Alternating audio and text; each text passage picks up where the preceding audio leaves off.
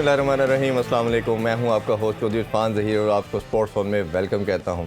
और आप देख रहे हैं FIFA world cup special transmission. बड़े ज़बरदस्त और एक्साइटिंग मैचेस हुए प्लेऑफ के और अब क्वार्टर फाइनल होने जा रहा है। इस पर डिस्कशन करेंगे बड़ी लंबी, क्योंकि 3-4 दिन का गैप आया। उस पर डिस्कशन करने के लिए मेरे साथ मौजूद है इज़हार बाजवा। अस्सलाम वालेकुम जी। वालेकुम जी। बहुत और उनका साथ दे रहे वन एंड ओनली शहरयार बड़ाइच। कैसे हैं जी? ठीक ठाक है आप? ठीक ठाक। आप एक्साइटेड हैं? मैं कहता हूँ आस्ता आस्ता जो एक्साइटमेंट लेवल बढ़ता चला जा रहा है, ख़ास तौर पे जो मोरक्को की विक्ट्री के बाद जो एक्साइटमेंट लेवल बढ़ा वो तो शायद किसी भी मैच में उतना नहीं आया। खैर सारी डिस्कशन करते हैं। स्टार्ट करें, मेरा ख्याल है जो लास्ट मैच हुआ पुर्तगाल वर्सेस स्विट्ज़रलैंड, बड़ा आस उम्मीद थी। स्विट्ज़रलैंड बड़ी अच्छी फ़ुटबॉल खेल रही थी और पुर्तगाल ओबियसली ये भी एक अच्छा नाम और बड़ी टीम थी, लेकिन इतना वन साइडेड होगा? क्या लगता है आपको कि ये क्या ऐसा उन्होंने बहुत अच्छी फुटबॉल खेली या स्विट्ज़रलैंड ब्लो बार खेले? मेरे ख्याल में जो पोर्चुगल की अगर हम फुटबॉलिंग हिस्ट्री देखें तो ये एक बहुत ही डिसाइसिव मैच है। उसकी वजह ये है कि रोनाल्डो का जो इनके ऊपर एक हवा बना हुआ था या साया छाया हुआ था, उससे ये निकल आए हैं। अच्छा, आप देखेंगे उस मैच में क्रिस्टियानो रोनाल्डो नहीं खेला। हम जब रोनाल्डो और मेसी की बात करते हैं हम भूल जाते हैं कि ये लोग भी इंसान हैं और ये अपने उम्र के उस हिस्से में है जहाँ शायद इनका डाउनवर्ड ग्राफ शुरू हो चुका है। जी बिल्कुल ऐसे ही। 35-36 साल की उम्र में दोनों। तो ये पोर्चुगल के कोच का बहुत ही दलेराना फैसला था कि उन्होंने रोनाल्डो को बेंच किया और उसकी जगह एक नया लड़का जिसका आज तक किसी ने नाम नहीं सुना था, बिल्कुल। रैमोस 21 साल का लड़का है, बेनफिका से खेलता है और अभी उसकी कोई इतनी पुरानी पेडिग्री नहीं है। उसको उन्होंने मौका दिया और उसने प्रूव किया। और ये फुटबॉल में बारहा देखने को मिलता है, इवन क्रिकेट में भी, बाकी स्पोर्ट्स में भी देखने को मिलता है। कुछ टीम में एक ही प्लेयर पे बहुत ज़्यादा अपना इन्हसार करी होती है, लेकिन जब वो उसकी जगह निकाल के बाकी ओवरऑल टीम जेल इन करती है और अपने ज़्यादा उसको जब वो नहीं खेलता या उसको आप बेंच करते हैं, उसके बाद जो बाकी प्लेयर्स होते हैं they take more responsibility, they take more initiative, they get out of the shadow of that player and they tend to perform better as a team। और यही हमें नजर आया पोर्चुगल वर्सेस स्विट्जरलैंड वाले मैच में। उसमें शहरयार आप भी बताइए, रैंकिंग का बहुत थोड़ा डिफरेंस था और स्विट्ज़रलैंड बड़ी अच्छी सीजन साइड मानी जाती है और जो ब्रांड ऑफ फुटबॉल वो खेलते हैं समहाउ सिमिलर भी है, यूरोपियन स्टाइल जिसे हम कहा जाता है। बट इतना बड़ा डिफरेंस, जैसे इज़हार ने कहा कि बहुत अच्छी खूबसूरत उन्होंने खेली फुटबॉल, उसकी रीज़न जो नज़र आई कि उनके मेन प्लेयर नहीं थे। तो आपको लगता है रोनाल्डो का ना होना रीज़न थी, कोई दूसरी गेम प्लान थी, या उनकी ओपोनेंट की सारी प्रिपरेशन रोनाल्डो के अकॉर्डिंगली थी? जो नए बंदे आए उनके ऊपर उनकी ऐसा मार्किंग नहीं थी या गेम प्लान नहीं थी, ये रीज़न बनी? देखिए, कुछ दिन होते हैं किसी टीम के बहुत ही अच्छे। आज जिस तरह हमने 6-2 इंग्लैंड ने जब ईरान को हराया था तो उसका बहुत ही अच्छा मैच था। इसी तरीके से पोर्चुगल का एक बहुत ही अच्छा मैच था। रोनाल्डो होना या ना होना वो एक अलग डिबेट है। आई थिंक मैं इज़हार की बात से एग्री ज़रूर करता हूँ कि it is good for Portugal football in as a whole कि रोनाल्डो के बेंच होने के बावजूद इतनी अच्छी क्लिनिकल परफॉर्मेंस देना, क्यों तो that goes to show a lot for the other people जो टीम के अंदर हैं। उसके साथ साथ I do not think that Switzerland ने भी जो है वो अपने कैलिबर के ऊपर खेला है। वो भी कुछ चीज़ों के अंदर जो है वो काफ़ी डिफेंसिव लैप्सेस उन्होंने किए हैं जिसकी वजह से उनको ईजी स्कोरिंग चांसेस मिले। इवन तो जो पहला गोल था वो तो that was just share impossible और शेयर लक या फिर शेयर कहते हैं वो एक नीडल के अंदर से जो धागे डालने वाली बात है वो बहुत ही लकी कह लें, बहुत ही क्लिनिकल कह लें, but that was a very brilliant goal. मेरे ख्याल है कीपर की कमजोरी भी है। मैं हमेशा एक्सपेक्ट करता हूँ कि जो अच्छे क्वालिटी कीपर्स होते हैं इंटरनेशनल लेवल पे वो नियर पोस्ट पे बीट नहीं होते, चाहे जैसी मर्जी शॉट। बिल्कुल ऐसे ही। तो कीपर भी सरप्राइज हो गया। मेरे ख्याल में उसको सेव करना चाहिए। करूंगा अगर आप इसको गौर से देखें तो जिस जगह से जिस लिटिल एंगल से बॉल जा रही है अंदर, मेरे ख्याल है उसका हाथ भी नहीं पहुंच सकता विद द पेस। हाँ, पेस बहुत ज्यादा था शॉट में थी। जीरो एंगल भी क्या कहा जा सकता है जहां से उसने हिट किया, वो शायद एक्सपेक्ट ही नहीं कर रहा था सबसे बड़ी, क्योंकि उसने शायद इतना नैनो सेकंड की वो उसको टाइम मिला और इसमें वो शायद अपने रिफ्लेक्सेस भी शो नहीं कर पाया। नॉर्मली इस तरह की पोजीशन पे अगर डिफेंडर आपके बिल्कुल साथ हो तो आप बॉल को जो है ना वो टुवर्ड्स द बाई लाइन जो है वो लेके जाने की कोशिश करते हो, क्रॉस करने की कोशिश करते हो। इसीलिए वो he did not make a challenge. Defender ने भी चैलेंज नहीं किया, अपनी leg out till the last second वो नहीं की, और जब की तो उस टाइम पे बॉल जा चुकी थी और वो बहुत हल्का सा। That just goes to show के it was very surprising for everybody. Yes. तो और मेरे ख्याल उन्होंने भी चांस लिया, एक ट्राई करके देखते हैं क्या होता है। नहीं, this was a breakout game for Ramos. और इसमें क्रेडिट जाता है पेपे को, एक तो उसने रन बनाया, और हमेशा हेडर्स में या कॉर्नर्स पे टाइमिंग ऑफ द जंप बहुत इंपॉर्टेंट होती है। Yes. आपने टाइम अपने जंप को ऐसे टाइम करना होता है कि आप अपने डिफेंडर को ऊपर डिफेंडर से ऊंचा जंप कर सकें, बिल्कुल ऐसे ही। और उसको टाइम इस तरह करना होता है कि जो बॉल आ रही है उसको इम्पैक्ट को आपकी बिल्कुल सिंक्रोनाइज हो बॉल। तो उसकी टाइमिंग ऑफ द जंप बहुत इंपॉर्टेंट थी इस गोल में, और जंप करने के बाद उसने प्लेस बहुत अच्छा किया और पावर भी थी बहुत अच्छा। ये उस तरह के गोल थे जिस तरह पेपे पहले रियल मैड्रिड से खेलता था, तो you would see a lot of these headers in his real Madrid time. अब वो वापस एफसी पोर्टो में चला गया, जो उसकी पे इवन रोनाल्डो ने हेडर में बहुत गोल्स हमें बड़े यूनिक, अगर अक्सर हम देखें तो बड़े खूबसूरत गोल्स हमें देखने को मिलते हैं कि उसने हेडर के साथ एक एक्स्ट्रा ऑर्डिनरी जंप लेता है, बाकी सबसे डिफेंडर से बहुत बड़ा जंप लेता है वो। एक और जो बड़ी क्रूशल चीज़ थी, अगर कोई प्लेयर खड़ा हो उसको मार्क करना आसान है। आप देखें कि वो गोल के पेनल्टी बॉक्स के एज से आगे आया है, उसने रन बनाया, और उस जो D5 यार्ड वाला सर्कल है उसको उसके एज पे आके उसने जंप किया, जंप करके, और टाइमिंग ऑफ द जंप बहुत इंपॉर्टेंट थी और प्लेसमेंट बहुत इंपॉर्टेंट। प्लस दूसरा आपने कहा कि जो रन करने की वजह से एक मोमेंटम मिला उसको, मोमेंटम से आपको फिर वो हेड मारने से उस पे स्पीड भी, आपका पेस भी बॉल का भी बढ़ा, और जिसकी वजह से कीपर के पास क्रेडिट जाता है कॉर्नर को। उसने बहुत ही सही जगह पे बॉल फेंकी, उसमें जो स्विंग भी थी, पेस भी थी, और this is the sort of delivery that strikers और even everyone looks forward to. Accuracy उसकी बहुत ज्यादा थी, प्रिसाइज बहुत था, बहुत। इसमें होता है कि अगर आप थोड़ा सा भी ये कॉर्नर की जो पोजीशनिंग है वो थोड़ा सा कीपर की तरफ होती, तो कीपर फिर जो है वो अपना रन ले लेते हैं and they try to catch the ball, और जिस टाइम पे कीपर आ जाए वो पुश करके दूर कर देते हैं डिफेंडर से। तो अगर क्योंकि वो कीपर की उसकी रीच ज्यादा है, तो अगर वो आ जाए बॉल के लिए तो there is very little that the attacker can do, अगर वो क्राउड आउट ना हो जाए तो। ऐसा ही है। तो I think that credit goes to Pepe and जी। मैम टीम से गुजारिश करते हैं दूसरा नेक्स्ट गोल भी दिखाएं ताकि उस पर भी आप लोगों की एक्सपर्ट राय ली जा सके। ओवरऑल थोड़ा आपको लगता नहीं है कि कीपर की लैकनेस भी नजर आई, उसकी कुछ उसकी वीकनेस भी नजर आई स्विट्जरलैंड की गोलकीपर की भी? ये गोल इस पे क्या किया जा सकता है, इतना उसका प्रिसाइज रन था, प्रिसाइज प्लेसमेंट थी। देखिए दो चीजें की जा सकती हैं, वो पहले ही अपने बिल्कुल पोस्ट के साथ लगाओ, बट दैट ओपन्स अपने आप को कहीं ना कहीं अपने पोस्चर को ऐसा रखना पड़ता है। अच्छे कीपर की अगर हम बात करेंगे, अभी आगे हम चल के करेंगे मोरक्को के कीपर की, अगर आप उसकी मूवमेंट देखें तो आपको क्लियर एक डिफरेंस नजर आएगा एक एक्स्ट्राऑर्डिनरी कीपर के अंदर दूसरे के अंदर, कि वो कितना फ्लेक्सिबल रहता है, अपने टोस पे खड़ा होता है कि मैं इधर साइड अगर मुझे मूव करना पड़े, जंप करना पड़े, तो वो इंपॉर्टेंस रखता है। मेरे ख्याल ये छोटी छोटी चीज़ें भी बहुत मैटर करती हैं। ये दे डू मैटर, बट अगर इस गोल की बात करें तो यहाँ पे there is only two things that he can do. यहाँ वो जिस जगह पे खड़ा है वो उधर ही हो, या वो बिल्कुल अपनी गोल के साथ आ जाए, बट गोल के साथ आएगा तो दैट एक्सपोजेस हिम फॉर बड़ा मार्जिन मिल जाएगा। क्रॉस के अगर वो बॉल थोड़ा सा आगे जाती है तो वहाँ से कोई कर सकता है। जो क्रॉस है उसका भी क्रेडिट जाता है, उसने क्विक क्रॉस लिया है, जब उसने क्विक क्रॉस लिया और टैकर ने भी फौरी, रामोस का ये दूसरा गोल था, उसने भी कैपिटलाइज किया, तो इतना डिफेंस को या कीपर को टाइम ही नहीं मिला कि वो एडजस्ट करके इस बॉल को रोक सके। उसके बाद चौथे गोल की तरफ भी बढ़ते हैं, क्योंकि हम कोशिश करते हैं रैप अप करें तमाम चीज़ों को, वो भी क्योंकि अगले मैचेस को भी डिस्कस करना, तो नेक्स्ट गोल भी दिखाइए। Portugal have played a very good game. इस गोल में की जो खूबसूरती है, इस गोल में आप देखें जो रन बनाया है रामोस ने बनाया है, उस टाइम रामोस के 2 गोल हो चुके थे and he was on a hattrick. इस सूरत हाल में एक once in a life time opportunity होती है वर्ल्ड कप के राउंड ऑफ 16 में हैट्रिक करना, लेकिन उसने अनसेल्फिशली खेला और गुरेरो को पास दिया।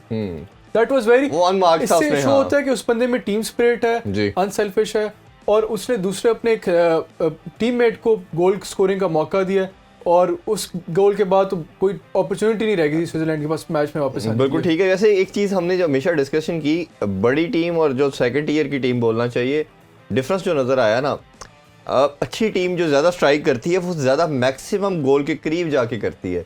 जितनी भी आप देखें जो टीम है, अभी जैसे इस मैच की एग्जांपल है तो 15 उनकी शॉट एंड गोल है, उनकी 10 हैं। ये तमाम टीम बहुत डिस्टेंस से ट्राई करती हैं, जो शायद वो पैनिक हो जाती हैं, शायद हमें आगे जाने नहीं देते वो डिफेंडर, तो वो क्या करते हैं दूर से अटेम्प्ट करते हैं, जिसकी वजह से उनकी शॉट के अंदर वो पार नहीं होती, वो स्किल लेवल कम हो जाता है, वो वेस्ट हो जाती है शॉट।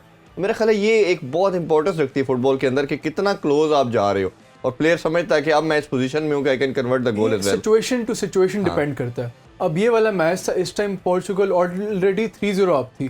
जब आप 3-0 अप होते हो तो दूसरी टीम अटैक करती है, जब अटैक करती है तो उनके डिफेंडर या मिडफील्डर आगे आए होते हैं। ऐसी सूरत हाल में आपके पास काउंटर के लिए अपॉर्चुनिटी निकल आती है। इस गोल में भी, चौथे गोल में भी ये काउंटर अटैक पे गोल था। वेरस बाज़ औक़ात अगली टीम ने एक, जिस तरह हम इंग्लिश में बड़ा यूज़ करते हैं, पार्क द बस, पूरी टीम आके इन्होंने गोल के आगे खड़ी कर दिया। उस सूरत हाल में आप मजबूर होते हो कि आपको दूर से चांसेस लेने पड़ते हैं। बिल्कुल ऐसे ही है। आपको पॉइंट ऐड करना चाहें फिर हम 5वें गोल की तरफ बढ़ते हैं। नहीं, बात से बेसिक आई वुड सेकंड इजहार कि ऐसे ही होता है कि जब आपके पास अपॉर्चुनिटीज़ मिलती है ना हाई लाइन के साथ, जब क्योंकि जो अटैकिंग टीम होती है वो they go forward, presents a lot of space goalkeeper के सामने। तो अगर आप थोड़ा सा भी अपनी पास जो है वो ज़रा हाई लाइन को जो है वो ऑफ साइड को बीट करें और कोई इंसाइसिव पास आए तो it's very easy to get one on. इन्होंने बड़ा खूबसूरत ब्लेंड दिया, इन्होंने लॉन्ग पास भी दिए, वो अब जैसे स्कूप कहना चाहिए, लूपी किस्म का, और ग्राउंड पासेस भी दे के इन्होंने गोल की कन्वर्जन की। तो मेरा ख्याल है पूरा एक आपको कॉम्बो नज़र आता है, एक ब्लेंड नज़र आता है, एक खूबसूरत फुटबॉल का इस मैच के अंदर। हर तरह का गोल था। हाँ। पहला गोल था, उसने विंग से ग्राउंड पास दिया जिसको उसने टर्न करके गोल किया। दूसरा गोल कॉर्नर पे एक क्रॉस आया, उस पे उन्होंने गोल किया। तीसरा गोल भी राइट से एक लो किस्म का क्रॉस आया, उस पे गोल किया। चौथा गोल काउंटर अटैकिंग फुटबॉल में उसने थ्रू बॉल निकाली जिस पे गोल हुआ। जी। और 5वां गोल भी एक किस्म का थ्रू बॉल के उसने चिप किया। हर तरह का गोल इन्होंने किया और सारे टीम गोल्स, ऐसे गोल्स जिसमें पूरी team involve. It shows the clinicality of his finishing. और मेरा ख्याल है जिस तरह खूबसूरत इन्होंने हैट्रिक की, ये नेक्स्ट प्रेजेंस ऑफ माइंड के अलावा जो स्पीड, जो अवेयरनेस, गेम की अवेयरनेस बहुत मैटर करती है, जो था मुझे लगता है फ्यूचर स्टार इसे कहना चाहिए। इसका हर गोल मुख्तलिफ तरह का था जी। पहला गोल उसने टर्न करके लेफ्ट फुट से कॉर्नर में प्लेस किया। दूसरा गोल उसने राइट फुट से, एक पोर्चर राइट से क्रॉस आया लो किस्म का, उस पे पोर्चर इंस्टिंक्ट था। तीसरा गोल इसने गोलकीपर के ऊपर से चिप करके निकाला। और उसके अलावा इसने एक असिस्ट भी निकाली गरेरा के लिए। तो ये तो बहुत ही आउटस्टैंडिंग। इस वर्ल्ड कप में हमें कई सुपरस्टार ऐसे नजर आ रहे हैं जो फ्यूचर स्टार इन मेकिंग वाली हम बात करते हैं, वो ऑलरेडी थे बट वो अपने आप को मार्क कर एस्टैब्लिश कर रहे हैं। इस वर्ल्ड कप के अंदर वो मार्क छोड़ रहे हैं कि we are here for the. But मैं इसमें यहाँ पे थोड़ा सा कॉशन एडवाइस करूँगा क्योंकि ये प्रेशर बिल्ड हो जाता है बहुत ज़्यादा। इसका पहला मैच है, इसने 10 नवंबर को या उससे कुछ अर्से पहले इसने अपना सीनियर टीम का डेब्यू किया रैमोस ने। So he is just a new player. और अभी से ही इंग्लिश मीडिया जो है वो ही दे आर टाउटिंग हिम कि भाई ये बहुत ही बड़ा स्टार हो जाएगा। अब किस बेनिफिका से कौन किस बड़े क्लब में जा रहा है। तो मैंने कहीं पे ट्वीट पढ़ रहा था कि उसने कहा था कि भाई अभी वही इंग्लिश मीडिया ने इसके साथ करना है जो जेडन सैंचो के साथ किया, कि उसके 4 अच्छी परफॉर्मेंसेस दे के उसको हाइप करके फिर उसके बाद वो बेचारा प्रेशर में आ जाते थे। It is very intense this pressure to perform. And अगर उसने इस बड़े ओकेजन के ऊपर जो है वो 3 गोल्स किए हैं तो फिर should give him the benefit कि यार good job, let's keep बिल्कुल ऐसे ही। शरियार ने बड़ा इंटरेस्टिंग पॉइंट रेज किया। ये काफ़ी स्टार्स जो हैं आजकल वर्ल्ड कप में खेल रहे हैं, इनके लिए this is an opportunity for them to show to big clubs कि we are good players and we can perform for big teams at big level. तो जो यूरोपियन लीग्स के बड़े बड़े क्लब्स के स्काउट्स होंगे वो बड़ा गौर से इन मैचेस को देख रहे होंगे और ऐसे प्लेयर्स आइडेंटिफाई कर रहे होंगे जो उनके अपनी टीम्स में वीकनेसेस है। कोई किसी टीम को डिफेंडर चाहिए, किसी टीम को मिडफील्डर चाहिए, वो देख रहे होंगे ऐसा कौन सा प्लेयर है जो हमारी टीम में फिट करके हमारे क्लब के लिए अच्छा खेल सकता है, उसका कॉम्बिनेशन बना सकता है। और अगर हम पुर्तगाल की बात करें और रोनाल्डो का जिक्र ना करें तो मेरा ख्याल है बात मुकम्मल नहीं होती। रोनाल्डो ने भी एक गोल किया बट ऑफसाइड हो गए वो, और लेटर ऑन उनको इंट्रोड्यूस किया गया। जिस तरह की एनर्जी लेवल उनकी होती है रोनाल्डो की, उस तरह की नहीं थी। शायद वो भी इसको उनको बिठाना भी शायद एक नेचुरली बात है। एक सुपरस्टार प्लेयर हो, कैप्टन हो, उसको बाहर बिठाया जा रहा है तो उसकी बॉडी लैंग्वेज कहीं मोराल नीचे जाता है, तो शायद वो उनके चेहरे पे नज़र भी आ रहा है। डेफिनेटली रोनाल्डो जैसा अल्ट्रा कम्पिटिटिव प्लेयर जो मेरा ख्याल है 18 साल की उम्र से टॉप टीम्स के लिए खेल रहा है और हमेशा स्टार्ट करे और हमेशा स्टार प्लेयर है, उसके लिए बेंच करना this is very hard for him to take. तो वो डिसअपॉइंट तो हुआ होगा, लेकिन definitely team matters more than any individual player. और कोच का अगर हम पोस्ट एनालिसिस करें तो बिल्कुल ठीक फैसला था कि उसने उसको बेंच किया। और रिजल्ट तो बता रहा है कि बिल्कुल that was right decision. Interesting चीज ये है कि नेक्स्ट मैच में इसको खिलाते हैं कि नहीं ये भी देखते हैं। अच्छा जी, हम 6 गोल और आपको फिर स्विट्जरलैंड का भी गोल दिखाते हैं, फिर हम प्रोसीड करते हैं नेक्स्ट मैच की तरफ। ये राफेल लिया हुआ है, ये एसी मिलान से खेलता है और इसने भी ब्रिलियंटली जो है वो विंग से लेके आया है, कट बैक किया है and they were just toying with Switzerland at that point. बिल्कुल ऐसे ही लग रहा है कि they were just toying and playing with them और keeper has no chance again. और ये इससे पहले सिर्फ एक दफ़ा राउंड ऑफ 16 के बाद या नॉकआउट स्टेज वर्ल्ड कप में 6 या 6 से ज़्यादा गोल हुए हैं। जो पहले एक दफ़ा हुए हैं वो 2014 में जर्मनी ने ब्राज़ील को 7-1 हराया था, जो कि बहुत बड़ा उस टाइम अपसेट था कि ब्राज़ील को उनके होम में जर्मनी ने 7-1 हरा दिया था। बिल्कुल ऐसे ही। स्विट्ज़रलैंड का भी गोल देखते हैं हम, उसके बाद फिर हम नेक्स्ट मैच की तरफ बढ़ते हैं।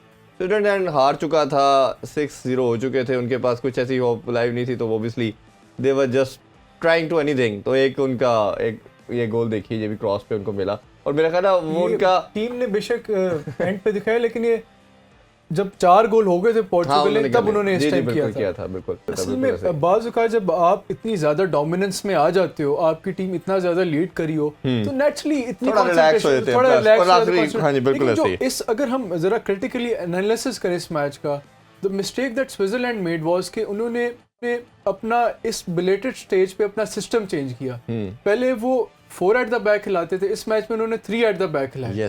इस वजह से, और मेरे लिए बड़ा हैरानकुन फैसला था कि आप जब आपकी एक टीम सेटल्ड लाइनअप है और आप इस बिलेटेड स्टेज पे आप इतनी बड़ी चेंज कर रहे हो, और पोर्चुगल टीम जैसी टीम के खिलाफ जिनके पास इतने ज़बरदस्त अटैकिंग प्लेयर्स हैं जी, और ये बड़ा हैरानकुन फैसला था जिसकी वजह से उनको नुकसान हुआ और वो मैच में संभल नहीं सके। वो तो ऑब्वियसली फिर नज़र भी आया। आगे बढ़ते हैं जी। दूसरा match Brazil versus south Korea. South Korea ने अच्छी फुटबॉल खेली ओवरऑल देखा जाए तो इस वर्ल्ड कप में, और बड़ा अच्छा उन्होंने एक पीक भी पकड़ रहे थे, बट क्लियर डिफरेंस नज़र आया कि ब्राज़ील एक स्टैंड आउट परफॉर्मेंस के साथ सामने आया और उन्होंने बताया कि we are the number 1 in the world. और उस तरह की जिस तरह की उन्होंने क्लिनिकल परफॉर्मेंस, जिस तरह पोर्चुगल की बात की, उन्होंने भी बड़ा इजीली मैच को जीता। कैसे देखते हैं 4-1 से जीतना?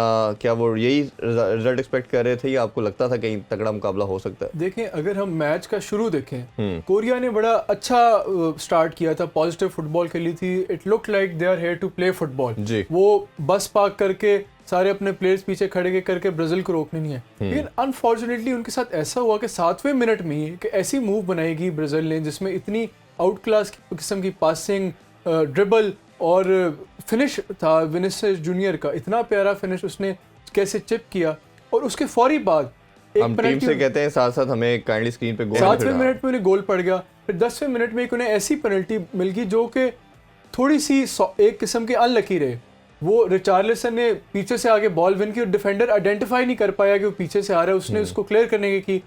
जब आप ब्राजील जैसी टीम के 10वें मिनट में नीचे लग जाते हो, उसके बाद कम बैक करना बड़ा मुश्किल हो जाता है। वो अटैक ही करते हैं, फिर उनके पास सेकंड ऑप्शन तो देते नहीं है। देखें, any other player who is not of Vinicius quality ना, वो देखेगा मेरे पास ओपन स्पेस है, सारे के सारे लोग उधर हैं, जो ही मेरे पास बॉल आनी है तो he is gonna hit, but he took the time, let everybody come to this side and scored on that side. Exactly. That just goes to show.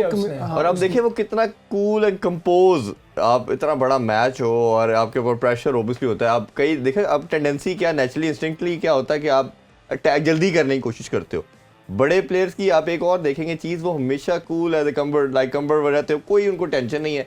और जिस तरह इन्होंने आपने कहा इजहार ने, वो बड़े इजीली उन्होंने कंफर्टेबल गोल किया। एंड ये चीज़ हमें इस मैच के अंदर जो डिफाइनिंग फीचर था इस मैच का मेरे लिहाज से, वो ये था कि जितने कामनेस और जितनी कूलनेस के साथ ब्राज़ील ने ये मैच खेला है, इस तरह का पिछले 3 मैचेस में नहीं खेला। बिल्कुल ऐसे ही। आज उनका वो मैच, उस दिन उनका वो मैच था जिसमें उन्होंने इंट्रोड्यूस किया अपने आप को कि वो वाकई एक्चुअली में फुटबॉल ये कंटेंडर्स के साथ आए हैं, कि एज कंटेंडर्स आए हैं। बिकॉज इससे पिछले भी जो कुछ मैचेस थे वो भी उन्होंने अब देखें, इवन जब 2-0 डाउन थे कोरिया, तब भी वो कोशिश कर रहे थे मैच में वापस आने की। लेकिन Brazil were on another level in this match, they were too dominant. और आप ऐसा आपने देखा, जब भी ब्राजील को वो कॉर्नर में जाके अपना डांस करना शुरू हो जाते थे ऐसे जैसे वो उनका जो सांबा एक फुटबॉलिंग स्टाइल भी ऐसा है कि equated, they compare there football with dancing, और ऐसी उनमें वो ट्रिक्स करते हैं, डॉजेस करते हैं, पासेस करते हैं। दे ऑलवेज, वो नेमार जो है वो कीपर को गेस करवाता है। हाँ। और लेकिन it's one of the slowest penalties जो उसने लगाई है। एंड देखें बस बिल्कुल ऐसे ही है इसमें। अच्छा, तो सबसे मेन चीज़ ये है कि आपका किसी भी प्लेयर का इंडिविजुअल का अगर देखते हैं ना कि वो अकॉर्डिंग सिचुएशन क्या कर रहा है। और जैसे अभी हम आगे मोरक्को वाले मैच की और पेनल्टी की बात करेंगे, स्पेन कितना राउंड है, बट वो पेनल्टी के ऊपर जाके पैनिक करके ये देखें कितना कूल फिनिश किया। किसी जगह पे आपको एक्सप्रेशन में लगेगा नहीं कि जो आपका अटैकर है वो रश कर रहे हैं। जैसे आपने कहा कि बड़ी रिलैक्स गेम खेली, और उन्होंने बताया कि हमें कोई टेंशन नहीं है, कोई मसला, ये देखे जैसे computerise this was a real team goal और ये दिखा रहा था कि वो कितनी ईज के साथ खेल रहे हैं। इन्होंने 4 पासेस किए and I don't think South Korea के जो प्लेयर्स हैं they moved maybe 1 foot here और there and that is how quick it was and very great goal. अच्छे प्लेयर्स आपस में खेल रहे होते हैं over a period of time, उनकी आपस में एक किस्म की टेलीपैथिक अंडरस्टैंडिंग हो जाती है। वो एक दूसरे को पास करते हैं, उसको पता होता है कि अगला इंस्टिंक्टिवली पता होता है कि अगले ने रन किस तरफ बनाना है, तो वो स्पेस में बॉल डालते हैं, उधर नहीं बॉल डालते जहाँ वो खड़ा होता है, वो एंटिसिपेट करते हैं अगला बंदा किधर रन बनाएगा। इस गोल में भी ऐसा हुआ। और एक और चीज़ जो अच्छे प्लेयर्स की खूबी होती है कि उनकी मेंटल एक्विटी बहुत तेज़ होती है, मेंटली बहुत शार्प होते हैं, वो विद इन माइक्रो सेकेंड्स वो डिसीजन मेकिंग इतनी तेज़ कर लेते हैं कि वो अगले ओपोनेंट्स को उस पर बीट कर देते हैं इस गोल में। और उनके पास इस तरह की सिचुएशन में 2-3 ऑप्शंस होती हैं, ये लेफ्ट से भी हिट कर सकता था, थ्रू द लेग्स भी खेल सकता था, और अकॉर्डिंग टू द सिचुएशन वो रिएक्ट करते हैं और वो कन्वर्ट करते हैं। और खास तौर पे जितना ज़्यादा आप खेलते हो उतने एज ए टीम आप जेलिन होते हो, वो आपका आपस में खेलने से क्विटनेस ऑब्वियसली फिर ज़्यादा बढ़ती है और फिर आप उतना अच्छा प्लान को एग्जीक्यूट करते हो। नेक्स्ट गोल की तरफ देखते हैं जी, बढ़ते हैं। उसके बाद एक कोरिया ने गोल किया, उस पर भी आपका एडवाइस देते हैं। अब ये देखिए ये गोल करके जब ये साइड पे कॉर्नर फ्लैग की तरफ गया, वहां जाके डांस करना शुरू हो गया, और जैसे ये he is here on a party, इस तरह का ब्राजील का एटीट्यूड था। देखिए ना, इन ब्राजील के हर गोल में आपको नजर आ रहा है कि फिनिश जो है वो बड़ा स्लो, बड़ा कैलकुलेटेड एंड कूल था, कामनेस के साथ किया गया, किसी भी जगह पे रश नजर नहीं आ रहा। और ये भी विनीसियस जूनियर को क्रेडिट जाता है यहाँ पे, he still had the calmness to, वो लेफ्ट विंग से लेके आया है और वहाँ पे सारे के सारे जो इनके डिफेंडर्स हैं और अटैकर्स हैं, दे केम टुवर्ड्स द गोल एक्सपेक्टिंग एक लो क्रॉस, जिस तरह का नॉर्मली आप देखते हैं, but he had the calmness to see Paqueta coming from the back, और उसने सबके ऊपर से चेक की और it was a very good volley as well. Yes absolutely. और अगर आप 36वें मिनट में ही अगली टीम को 4-0 तक ले जाते हो, उसके बाद अगली टीम के पास क्या रह जाता है, कैसे very difficult to come back from. फिर वो इसी तरह कोरिया का गोल भी देख लेते हैं। आखिर में उन्होंने फिर कोशिश की कि चले कुछ ना कुछ मॉरल हमने भी कोई एक गोल किया। मेरे ख्याल में तो ब्राजील ने सेकंड हाफ में तरस खा लिया कि यार बहुत हो गया यार। और इस टाइम तक ब्राजील दे हैड ऑलरेडी, कितनी दूर से उसने बस एक जिसे कहते हैं पैनिक हो गई कि वो लकीली सबको बीट करते हुए निकल गई। उसमें कोई ऐसा वो हमें ज्यादा एंगरनेस एग्रेशन ज्यादा नजर आया शॉट के अंदर। आप देखेंगे बहुत अच्छा गोल था, लेकिन अनलकीली एक ऐसे मैच में इसने किया जिसकी कोई इतनी रेलेवेंस नहीं होगी। अगर आप देखें ना तो इसमें एग्रेशन ज्यादा नजर आएगा, एंगरनेस ज्यादा नजर आएगा। दूर से उसने हिट किया। चलें, आई थिंक साउथ कोरिया के लिए समथिंग टू स्माइल अबाउट। एक अच्छा गोल हुआ है, something to smile about, because यहाँ पे हमने अभी 2 मैचेस की बात की है ना, जहाँ पे टोटल डोमिनेशन हुई है बाय द डोमिनेंट टीम। हमें यहाँ पे ये चीज़ ज़रूर मद्देनज़र रखनी चाहिए कि they all came here to perform very well. And जिस तरीके से साउथ कोरिया ने प्रोग्रेस की थी पोर्चुगल को एंड पे 2-1 हरा के, वो भी हमें याद होना चाहिए कि उस टाइम पे भी उनके क्या इमोशंस थे। तो अगर आपकी इस तरीके से डिफीट हो ना, जब आप डोमिनेट हो, तो it's very demoralising for the players as well, जो उस टाइम पे वर्ल्ड कप खेलने आए हैं और वो इतना अच्छी परफॉर्मेंसेस दे के by the skin of hair जो है वो प्रोग्रेस की है। इस मैच में जो बहुत ही इंटरेस्टिंग चीज़ एक हुई, 80वें मिनट में ब्राज़ील ने जो उनका थर्ड चॉइस गोलकीपर है वेवर्टन, उसको मौका दिया। अब एलिसन को रिप्लेस किया, एलिसन जो उनके फ्रंट, और ये बड़ा रेयर होता है कि आप फुटबॉल मैच में गोलकीपर को रिप्लेस करें। और इस वर्ल्ड कप में ब्राज़ील अपने 26 के 26 प्लेयर्स को मौका दे चुके हैं। क्या बात ये। और उस टाइम पे, इस टाइम तक सेकंड हाफ में 60वें 70वें मिनट तक Brazil they were thinking about quarter finals. वो अपने प्लेयर्स को सब्स्टिट्यूट कर रहे थे, रेस्ट कर रहे थे, ताकि अगले मैच में ज़्यादा एनर्जाइज्ड हो और ज़्यादा प्लस इंजरी का भी आपको पता देयर इज अ पॉसिबिलिटी हो सकता है। अब बढ़ते हैं जी वर्ल्ड कप के सबसे बेस्ट मैच की तरफ। मेरा तो अभी तक का वर्ल्ड कप का फेवरेट भी कहना चाहिए, बेस्ट भी कहना चाहिए। शायद इससे हमें कहीं ना कहीं अपनी एसोसिएशन भी मिलती है, Islamic country, Morocco versus Spain. क्या खूबसूरत मैच हुआ, कुछ पता नहीं चल रहा था कौन जीतेगा। स्पेन ने कुछ बड़े अच्छे चांसेस मिस भी किए, जिसे कहना चाहिए कि शायद समहाउ अनलकी भी रहे, बट उसमें मोरक्को को देखे तो उन्होंने भी बड़ी इक्वली गुड, जिसे कहना चाहिए पैरेलल अच्छी फुटबॉल खेली। बट जब बात पेनल्टी पे आई, और पेनल्टी के ऊपर फिर 3-0 करना और उनके कीपर को जितनी दाद दी जाए वो कम है। क्या खूबसूरत उसने सेव की सारी, कैसे देखते हैं मैच? देखिए ये एक ऐसा मैच है इस मैच के बारे में साल गुफ्तगू होती रहेगी। ऐसे ही है। और अगर इस मैच में बात करना चाहें तो उसके लिए एक अलहदा स्पोर्ट्स ऑन का शो होना चाहिए। नहीं कर लेंगे हम, बिल्कुल। ये इतना ज़बरदस्त मैच था, इतना जी। ज़बरदस्त, इतना nerve racking, nail biting, tense किस्म का मैच था। और क्रेडिट जाता है मोरक्को को। उन्होंने वाहिद, आप देखें कि जो क्वार्टर फाइनल में जिन टीम ने क्वालिफाई किया, या तो वो यूरोप से हैं जी। या वो साउथ अमेरिका से हैं। सिर्फ मोरक्को वाहिद टीम रह गई है जो कि इन दोनों कॉन्टिनेंट से बाहर है। बिल्कुल ऐसे और ही है। मोरक्को वाहिद इस्लामी कंट्री रह गई है yes। जो क्वार्टर फाइनल में है।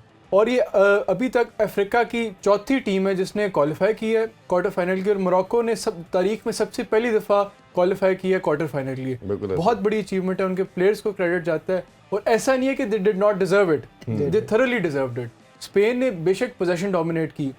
अब स्टैटिस्टिक्स देखें, स्पेन ने इस मैच में 926 पासेस बनाए और मोरक्को ने 216 पासेस किए। मतलब 710 पासेस का फर्क था। लेकिन यार ऐसे पासेस का क्या फायदा अगर आप फाइनल थर्ड में कोई चांस ही नहीं क्रिएट कर रहे। मतलब आप अगर साइडवेज और बैकवर्ड्स पासेस करो उसका कोई फायदा नहीं। आपको फाइनल थर्ड में क्रिएटिविटी होनी चाहिए, कोई स्पार्क होनी चाहिए, आपको रिस्क लेना चाहिए। वो हमें स्पेन से नजर नहीं आया। ऐसे ही है जी। आप कुछ ऐड करना चाहें बिफोर फिर हम पेनल्टीज की तरफ रश करते हैं, फिर वो देखते हैं सारे। यहाँ पे just going through the match just a bit, शुरू में सबसे पहला चांस जो है, पहले 15 minute Morocco came out really well and they had the first chance. और उसके बाद एक गोल उनका जो है वो वैसे ऑफसाइड हो गया, बट स्पेन वाज सबसे क्लोजेस्ट हो रही हैं पहले 10-15 मिनट के बाद। और उसके बाद Spain came the closest in the 90+5 minute पे, जो उनका क्लोजेस्ट चांस था, जब एक जो फ्री किक हुई और वो कहीं भी जा सकती थी। एंड उससे भी क्लोज हुआ है 120 मिनट 120 मिनट तो क्रॉस बार को टच करता हुआ निकल गया। और मोरक्को सबसे क्लोज आया स्कोरिंग का गोल करने पे 103 मिनट के ऊपर। तो आप देखेंगे कितना केजी मैच हुआ, कितना ग्रिटी मैच हुआ, क्योंकि both of them were trying to win. और मैं 70th और 85th मिनट के ऊपर भी देख रहा था कि Morocco was still trying to attack. And I think उसकी वजह से दे वर 85th 87th मिनट के ऊपर वो सिर्फ डिफेंडिंग नहीं कर रहे थे, बिकॉज यू वुड एक्सपेक्ट कि चलो भाई हम पेनल्टीज पे करते हैं। उनको चांस मिला, they came out, and that was that determination and that like drive to still win the match, that confidence I think ने उनको मैच जिताया है। और पेनल्टीज भी उनको जिताई हैं because they were full of confidence even in the 90th minute. बिल्कुल ऐसे ही है। चले हम बात करते हैं इनके गोलकीपर की। नहीं, गोलकीपर की मैं बात प्लेंटी भी दिखाएंगे और बात भी करेंगे। अभी छोटा सा commercial, don't go anywhere, stay with us. Welcome back in sports on. हम बात कर रहे थे मोरक्को वर्सेस स्पेन मैच की। अब मेरा ख्याल है डायरेक्टली चलते हैं हाइलाइट्स की तरफ, प्लेंटी स्ट्रोक देखते हैं और प्लस आपका फिर उस पर ओपिनियन लेते हैं जी। और उस पर बताते जाइए क्या स्पेन का कोई इतना अच्छा रिकॉर्ड नहीं रहा पेनल्टीज का। ये रशिया से भी आ रहे थे 2018 में पेनल्टीज पे, और पहले साउथ कोरिया से भी वर्ल्ड कप। साथ साथ आप इस पे भी जरा तबसरा करते जाएं कितनी। तो मोरक्को ने जो पेनल्टीज ली हैं उन्होंने बड़ी, एक तो they made the keeper go wrong way, दूसरा उन्होंने जो पेनल्टीज ली है बड़ा साइड पे और कूल और कामली ली हैं। जो ये देखिए, अब ये पेनल्टी इसने जियाश ने सेंटर ऑफ गोल की है उसने, मतलब दोनों साइडों पे। अगर कहीं भी जाता तो सेफ ही रहे जी ऐसे ही। और इवन जो आखिरी हकीमी की जो पेनल्टी थी जो भी हम देखेंगे, उस पे भी उसने गोलकीपर को बड़ा एंड पे उसने सेंटर के अंदर खेल लिया, ताकि अगर और प्रेडिक्ट किया है गोलकीपर किस तरफ जा रहा है, उस हिसाब से उसने दूसरी तरफ गोल पेनल्टी किया। मेरा स्पेन के जो बैक ऑफ द हेड यही था कि जो हमेशा ये मिस भी होगी, इस पे थोड़ा सा एक होप अलाइव हुई उनकी स्पेन वालों की कि शायद अगर हम एक और रोक लें, उस टाइम पे तक यही था कि, बट उसके बाद हकीमी आ गया और उसने फिर इसमें क्रेडिट जाता है इनके कीपर को। वजह ये है कि जो इनका कीपर है बोनू, ये स्पेनिश क्लब सेविया से खेलता है, तो नेचुरली इसको स्पेनिश प्लेयर्स के बारे में काफी पता था और उसने वर्किंग भी की हुई थी कौन सा प्लेयर किस तरह की पेनल्टी लेता है। बिल्कुल ऐसे ही। और ये जो माइनर डिटेल्स होती हैं ये बहुत मैटर करती हैं इस तरह की सिचुएशंस में। बिल्कुल ऐसे ही। नेक्स्ट पेनल्टी भी देखते हैं और आप भी उसमें प्लीज अपना पॉइंट ऑफ व्यू देते जाइए। ये देखिए लास्ट पेनल्टी जिसमें वो मैच जीते फिर। And this just goes to show the calmness and the confidence with which Morocco was playing. Hakimi बहुत ही वैसे ही कॉन्फिडेंट और अच्छा प्लेयर है, बट ये करना बड़ा आसान काम नहीं है। ऑब्वियसली इतना बड़ा प्रेशर, इतना बड़ी 1 लाख के करीब अगर आपके विवर और देख ये रहे हैं और पूरी ऑडेशियस चिप दुनिया में। करना, हाँ। ऑडेशियस यार चिप आप करना इवन स्लो। सेकंड हाफ में देखें एक्स्ट्रा टाइम के जी, जी, जी। स्पेन डरे थे पेनल्टी से, उनके अंदर एक अर्जेंसी थी यार किसी कि आप तरह इतना गोल पेनल्टी कर तक ना जाना पड़े, पेनल्टी तक ना जाना पड़े, बिल्कुल और ऐसे ही इसकी है। वजह ये कि इनका जो हिस्ट्री रही है और बैकग्राउंड रही है वो भी ऐसे ही था, वो बिल्कुल। इतना उसके इनके मेंटली इनको ये ट्रबल कर रहा था, ऐसे ही और बिल्कुल। मोरक्को ने इस चीज़ पे कैपिटलाइज किया। जरा हम बात कर लेते हैं मोरक्को के कीपर की भी, मनो की भी, जिस तरह खूबसूरत उसने 3 गोल सेव किए वो भी दिखाते हैं आपको, और साथ उसमें बताइए कि उसने किस तरह खूबसूरत जज किया हर पेनल्टी को। नॉर्मली जिस तरह जैसे पहला देखा ये तो है क्रॉस बार को लग गई, लेकिन लेकिन इसमें भी उसी डायरेक्शन में गया, था। उसका गैस ठीक था बिल्कुल। जी जी जी।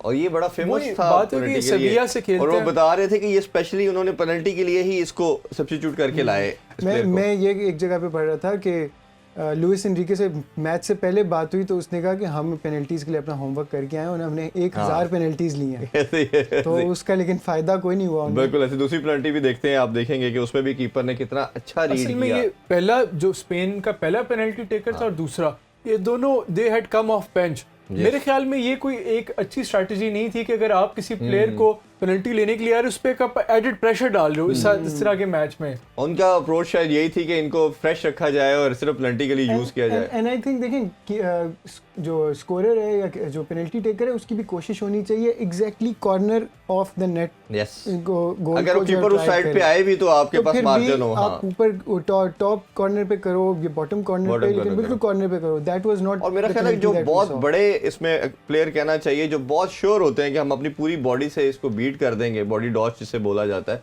वो फिर बड़ा जैसे कूल जिसे कहना चाहिए स्लो जैसे लगाते नेमार हैं। है। या जैसे नेमार है, इतनी स्लो।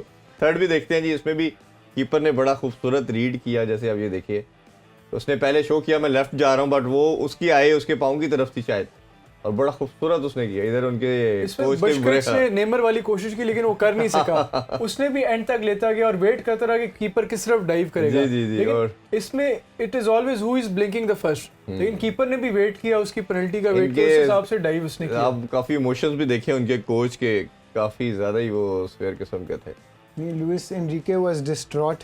हाँ तो बार्सिलोना का पुराना कोच है तो हम तो थोड़े से फेमिलियर हैं इससे। लेकिन it is hard for any team to lose and एक कुछ एक्सपेक्टेशंस के साथ टीम आती है। जी जी, और आप one of the favourite contender भी हो तो ऑब्वियसली फिर आपके लिए ज्यादा हार्ट ब्रेकिंग हो जाती है। नेक्स्ट बढ़ते हैं जी, England versus Senegal versus match में।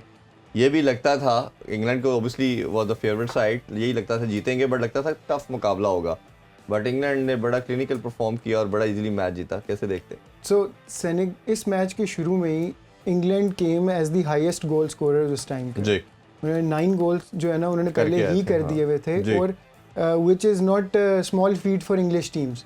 बिल्कुल ऐसे ही। इंग्लिश टीम्स का एक और भी रिकॉर्ड है जो जो वर्ल्ड कप के अंदर सबसे ज़्यादा 0-0 करने वाली अच्छी टीमों के अंदर भी सबसे वो भी ऊपर है। है। सो उनके लिए ये गोल स्कोर करना that just goes to show कि इंग्लैंड किस फॉर्म के साथ ये फुटबॉल खेल रहे हैं। और इस तरह इजहार ने पहले भी कहा था कि he has them up for the one of the favourites to win the world cup. तो आई थिंक ये परफॉर्मेंसेस उसी तरह की दे रहे हैं जैसे शोर्टी के साथ ये मैच खेल रहे हैं। इनका जो नेक्स्ट मैच अभी फ्रांस के साथ होना है वो बहुत ही ज़्यादा वो तो इंटरेस्टिंग बहुत होगा। इंटरेस्टिंग होगा जी। इस मैच के अंदर सबसे पहला चांस मिला वो सेनेगल को तीसरे चौथे मिनट में मिला। वो एक कंट्रोल नहीं कर सके मिडवे के ऊपर इंग्लैंड के प्लेयर, तो वहाँ से पोजीशन ब्रेक हुआ और फिर एक थ्रू बॉल निकली जिसको अगर ही वाज नॉट एक्सपेक्टिंग कि इतनी जल्दी मुझे एक चांस मिल जाएगा। अगर उसको थोड़ी सी एक्सपेक्टेशन उसकी सही होती, कंट्रोल होता, तो वो शायद उसको कन्वर्ट करने की मतलब चांसेस ज़्यादा थे। जो सेनेगलीज प्लेयर था उसको मैगवायर आया, he took too long to make the shot, और उस टाइम पे मैगवायर आया और उसने उसको टैकल कर दिया। और उसके बाद से there was no looking back. उसके बाद से England were the dominant side, और जिस तरीके की क्लिनिकल परफॉर्मेंस उन्होंने दी है, जिसमें जूड बेलिंगम, फिल फोडन, इजहार ने बात की थी, फिल फोडन को नहीं हरा रहे, ये बहुत ही बड़ा उनको कोच को साउथगेट को। अभी आपको गोल दिखाते हैं और साथ आपका ओपिनियन भी लेते हैं। इसमें इजहार साहब ये देखें कि 4 शॉट ऑन गोल है इंग्लैंड की, जिसमें से 3 उन्होंने गोल किए, और अगर इन कंपैरिजन हम देखते हैं सेनेगल के तो they have only 1।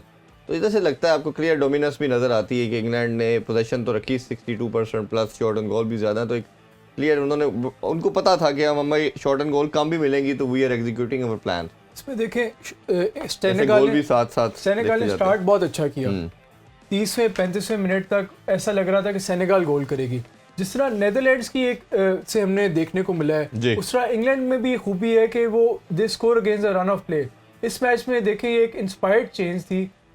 Jordan Henderson को इन्होंने खिलाया, स्टार्ट करवाया। लिवरपूल के कैप्टन है और ये बड़े वर्सेटाइल प्लेयर जी। हैं। ये राइट मिड भी खेल लेते हैं, सेंटर मिड भी खेल लेते हैं, अटैकिंग मिडफील्डर भी खेल लेते हैं, defensive mid, even right back, left back, काफ़ी पोजीशंस पे खेल लेते हैं। कल ये खेल रहे थे राइट इज सेंटर मिडफील्डर और इनमें खूबी है कि ही मेक्स गुड रन्स और इन्होंने मिडफील्ड से रन बनाया और जिसको बेलिंगम ने स्पॉट किया और बड़ा प्यारा इन्होंने फिनिश किया। बिल्कुल ऐसे ही। Place to place at the bottom of court. और अभी दूसरा गोल भी दिखाते हैं जी, 3 गोल किए और बड़े खूबसूरत थे, उस पर भी आप अपना पॉइंट ऑफ व्यू जरूर दीजिएगा। ये देखें हैरी केन कमाल प्लेयर। अच्छा, उसने पहले डबल डॉच किया जिससे शो किया कि शायद मैं पास दे सकता हूँ लेफ्ट फॉरवर्ड को, बट उसने खुद ही फिर देखा। बहुत प्यारा फिनिश था। ये देखिए, उसने पहले थोड़ा जेस्चर शो किया कि मैं उधर कर सकता हूँ, फिर उसने खुद ही हिट किया, देखा कि कीपर आगे आ रहा है। जो अच्छे स्ट्राइकर्स होते हैं वो अपनी आईज से भी कीपर को रॉन्ग फुट कर देते हैं। यस, वो इशारा किसी और तरफ करते हैं और शॉट किसी और तरफ करते ऐसे ही हैं। है। और इस सिचुएशन में भी हैरी केन ने ये किया। तो इसके अंदर भी जो इनके 3 बेस्ट प्लेयर्स थे इस मैच के अंदर, वही तीनों इन्वॉल्व थे। जूड बेलिंगम, इसने मूव स्टार्ट की, फिर उसने पास दिया फोडन को और फोडन ने फर्स्ट टाइम जो है वो थ्रू कराया केन को। केन ने ये गोल करके अपना वर्ल्ड कप का जो अकाउंट है वो खोल लिया है। वो उसने पहला गोल जो है वो स्कोर कर लिया, which is a very good sign for England. और मेरा ख्याल है किसी भी प्लेयर के लिए एक बहुत बड़ा प्राइड मोमेंट होता है कि उसका वर्ल्ड कप में वो गोल करता है और खाता उसका ओपन हो जाता है। नेक्स्ट गोल भी देखते हैं और फिर हम आगे प्रोसीड करते हैं जी नेक्स्ट मैच की तरफ भी। जापान वर्सेस अगर हम देखें क्रोएशिया, ये भी बड़ा हमें लगता था। ये तीसरा गोल देख लें, वो ये भी जूड बेलिंगम ने पहले किया और फिर फिल फोडन ने जो इसको साका को जो है वो थ्रू बॉल दी और साका जो है बड़ा अच्छा प्लेयर है, उसने he is the presence of mind के वो चिप करे उसको। बिल्कुल बड़ी कंप्लीट परफॉर्मेंस थी and they are strong contenders of world cup at this form. और मुझे तो लग रहा है फ्रांस को भी शायद हरा दें। बिल्कुल ऐसा ही है। बस क्विकली आपका पहले इस पे ले लें जापान वर्सेस क्रोएशिया। जापान बड़ी खूबसूरत फुटबॉल खेल के आया, जिस तरह उन्होंने जर्मनी को हराया था, स्पेन को हराया था, बट हमें देखने को मिला कि वो क्रोएशिया के गेस्ट मैच तो बहुत अच्छा खेले। आप दोनों की फेवरेट साइड भी थी, शायद सेमीफाइनल्स के लिए भी आपने बोला था, बट प्लेटी के आप कहीं ना कहीं आपको लगता है कि ये Croatia was too good for them. और क्रेडिट जाता है क्रोएशिया को। क्रोएशिया ने बॉल डोमिनेट की, पोजीशन डोमिनेट की और पोजीशन डोमिनेट कर करके उन्होंने जापान के प्लेयर्स को इतना थका दिया था कि बाय 90th मिनट और एक्स्ट्रा टाइम में कि उनमें बिल्कुल भी एनर्जी नहीं रह गई थी। और जहां स्पेन का पेनल्टीज का रिकॉर्ड अच्छा नहीं, वहाँ क्रोएशिया का पेनल्टीज का रिकॉर्ड बहुत अच्छा है। हाँ। ये प्रीवियस वर्ल्ड कप में इन्होंने रशिया के खिलाफ भी पेनल्टीज पे जीते थे और डेनमार्क को भी इन्होंने पेनल्टीज पे हराया था। तो उनको साइकोलॉजिकली अच्छे प्लेयर टीमों को ये जब आप एक ऐसी पोजीशन में पहले भी हो तो आपको ये बहुत बड़ा साइकोलॉजिकल एज होता है। बिल्कुल तो सही। वो एम्ब्रेस कर रहे थे पेनल्टी स्ट्रोक्स को, वेयरएज जो स्पेन को हमने देखा देवर उनको डर लग रहा था कि यार पेनल्टीज ना हो जाए। चलें इस पे अब आगे मजीद बात करते रहेंगे। मैच कल होने जा रहा है, पहला क्वार्टर फाइनल होगा क्रोएशिया वर्सेस ब्राज़ील। अच्छा मुकाबला देखने को मिलेगा ओबियसली, बट रैंक में काफ़ी डिफरेंस आता है। वो नंबर 1 है, वो 12वें नंबर की रैंक। कैसे देखते हैं मैच को? रैंक में तो फ़र्क है ही, लेकिन जिस तरीके की फ़ुटबॉल खेली गई है through out the world cup Brazil की तरफ से वर्सेस क्रोएशिया की तरफ से, आई थिंक वहाँ पे ब्राज़ील जो है वो नंबर ले जाता है। जिस कॉन्फिडेंस के साथ वो खेल रहे हैं, जिस कॉन्फिडेंस के साथ उन्होंने पिछला मैच जीता है, आई थिंक ब्राज़ील जो है वो अगर प्रिडिक्शन की करें तो ब्राज़ील जीत जाएगा। क्रोएशिया जो है वो उसके पास जो उसकी डोमिनेंट चीज़ है वो उसकी मिडफील्ड है। क्रोएशिया ने उतनी अच्छी परफॉर्मेंसेस उसी मिडफील्ड ने नहीं दी, उनको वो डोमिनेंसी नहीं मिली। अगर वो एक मैच था सिर्फ वो डोमिनेंट हुए थे और वहाँ पे उन्होंने क्लिनिकल फिनिशिंग भी की थी, जो इस मैच में हमें नज़र नहीं आई, जो जापान वाला मैच था। तो I think it will be उनके ऊपर डिपेंडेंट होगा, बट आई थिंक ब्राज़ील जीतेगा। मेरे ख्याल में भी क्रोएशिया के लिए बहुत मुश्किल होगा। एक तो उन्होंने 120 मिनट का मैच खेला और ये कोई बहुत ज़्यादा फ़र्क नहीं, डिफरेंस नहीं है, इतना उनको गैप नहीं मिला फिटनेस रिकवर करने का, तो वो उनके प्लेयर्स थके होंगे। एक तो ये बहुत बड़ा एडवांटेज है ब्राज़ील को, जबकि ब्राज़ील ने 60-70 मिनट में मैच अपना ख़त्म कर दिया था और बाद में वो रेस्ट कर रहे थे, एंजॉय कर रहे थे। ये बहुत बड़ा। और वैसे भी ब्राज़ील बहुत क्लिनिकल साइड है, बड़ी कॉम्प्रीहेंसिव अटैक, डिफेंस से लेके गोलकीपर, डिफेंडर, अटैकर, मिडफील्ड, हर तरह से वो कवर्ड है। मेरा नहीं ख्याल, और मेरे ख्याल में ब्राज़ील बड़ा कॉम्प्रीहेंसिवली क्रोएशिया को हराएगा ये मैच। चले, ये तो कल हम मैच देखेंगे और फिर उसके बाद देखेंगे कौन सी साइड जीती है और फिर उस पर ओबियसली आपके एनालिसिस भी कर लेंगे मैच के बाद, और फिर जो कल परसों मैच खेला जाएगा उसके हवाले से भी बात करेंगे। नाज़रीन, अभी प्रोग्राम का अख्ताम होता है, इंशाल्लाह तो कल अपना बहुत सा ख्याल रखें। अल्लाह हाफिज़। पाकिस्तान जिंदाबाद।